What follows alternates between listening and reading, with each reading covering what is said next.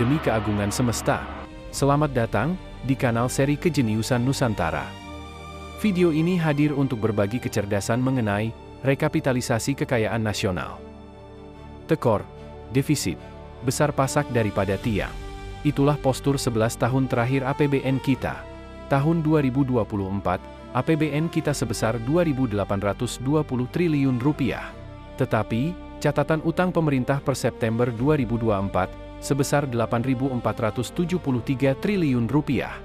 Sedangkan anggaran dua sektor publik pro rakyat hanya 853 triliun rupiah, yaitu anggaran pendidikan 2024 665 triliun rupiah dan anggaran kesehatan 2024 188 triliun rupiah. Itu pun kini pelakunya industri besar. Saat bersamaan, anggaran untuk infrastruktur 2024 147 triliun rupiah. Ini juga pelakunya para oligark dan konglomerat. Apa kesimpulannya? Ini adalah kegagalan sistemik dalam pola pengelolaan APBN dan tidak mencerminkan ekonomi Pancasila. Mengapa? Sebab utang yang menggunung pasti menyebabkan nilai tukar rupiah jatuh, inflasi, dan pasti akan mengakibatkan ketergantungan pada pemberi utang. Kita pasti mengalami siklus 6I, investasi, intervensi, inflasi, infiltrasi, instabilitasi, dan berujung pada invasi. Adakah solusinya? Ada. Rekapitalisasi. Itulah salah satu jawabannya. Rekapitalisasi ini penting terutama di BUMN kita. Ini adalah kesadaran untuk memastikan sumber-sumber pendanaan negara tetap sehat. Hal ini penting karena selama ini kekayaan negara di BUMN dibuat menjadi A. Merugi, B. Sumber KKN, C. Praktek markup, D. Praktek privatisasi, E. Beban utang negara, F. Bancakan elit parpol yang berada di eksekutif, legislatif dan yudikatif.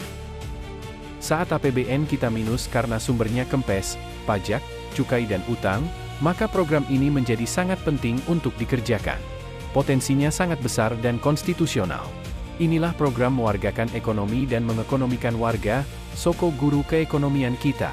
Inilah yang akan mengubah secara real arsitektur ekopol kolonial menjadi ekopol berdaulat, berkesejahteraan, bermartabat dan berkeadilan. Memang ini tak mudah. Perlu komitmen kita semua.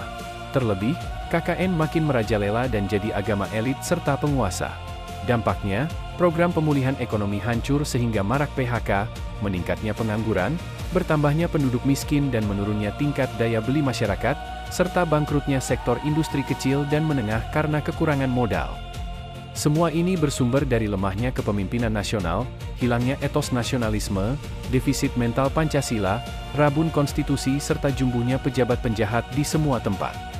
Kepemimpinan lemah itu karena defisit visi besar, kurang misi proyektif, menumpuk janji tanpa realisasi, surplus mengeluh, hobi menyalahkan masa lalu, ilusi populer, rindu pujian dan jilatan, pola pikirnya kekurangan, bukan pola pikir berkelimpahan. Semua berujung pada tak tahu diri plus tak tahu malu. Elit kepemimpinan kita memiliki defisit cinta republik. Mereka kini tak punya rasa memiliki terhadap nasionalisme. Uripe kagak urup. Padahal, cinta itu kemuliaan. Oleh karena cinta, seseorang akan melakukan aktivitas yang baik, inovatif dan ikhlas agar mereka bahagia bersama. Dengan bahagia, mereka mencapai derajat mulia. Kemuliaan itu sinonim sorga. Mereka yang tak punya cinta pada republik tak akan punya sikap untuk rela berkorban membela negeri tercinta. Padahal, berkorban bagi bangsa, negara dan sesama itu adalah tindakan terpuji. Bagi semua warga negara yang baik, sikap itu merupakan keharusan, sehingga NKRI ini bisa berkembang dan pastinya tetap terjaga keutuhannya. Rela berkorban berarti bersedia dengan ikhlas memberikan yang terbaik yang dimiliki kepada bangsa dan negara. Bukan sebaliknya, KKN demi diri dan keturunannya. Orang yang rela berkorban pastilah punya visi besar. Dan, pemimpin bervisi besar pasti tahu bahwa Indonesia kaya akan modal sosial yang bisa menjadi bekal dalam menghadapi gelombang tantangan. Ini kolateral terbesar kita. Ini asuransi terdahsyat bangsa Indonesia. Ia tahu bahwa tradisi dan rasa saling percaya, kuatnya jaringan sosial, serta hubungan baik antar warga negara, merupakan modal sosial yang dapat menopang perjalanan bangsa menjadi mercusuar dunia. Jika semua hal di atas ditopang dengan kepemimpinan yang jenius, berani mendobrak dan menyempal dari arus utama, modal sosial itu dapat menjadi kekuatan dahsyat untuk mengungkit bangsa dari berbagai tekanan dan krisis serta invasi yang akan terus dikirimkan para penjajah. Ayo kita realitaskan.